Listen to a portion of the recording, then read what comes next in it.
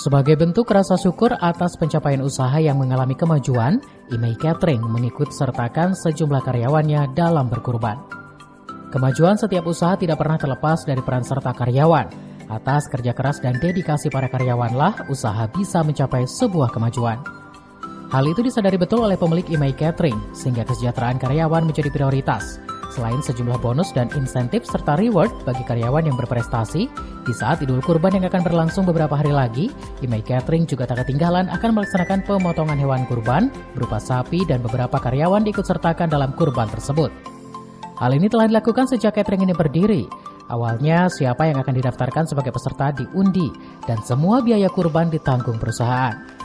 Para karyawan merasa bersyukur atas kebijakan perusahaan.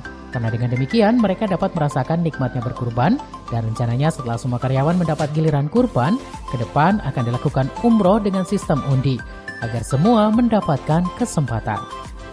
Alhamdulillah untuk tahun ini saya mendapatkan kurban dari Ibu Imei. Terima kasih banyak pada Ibu Imei Catering yang telah peduli dan sangat perhatian kepada semua karyawan. Semoga Ibu Imei Catering tambah maju, berkah dan sukses selalu. Alhamdulillah, terima kasih banyak pada Imei Catering yang telah peduli dan sangat perhatian kepada semua karyawan. Semoga Imei Catering tambah maju, sukses dan sukses selalu. Untuk kurban itu kami karena untuk selama ini sudah semenjak berdirinya perusahaan ini, alhamdulillah semua karyawan kebagian kurban. Itu rasa sayang saya kepada karyawan, karena tanpa karyawan perusahaan ini tidak akan berdiri.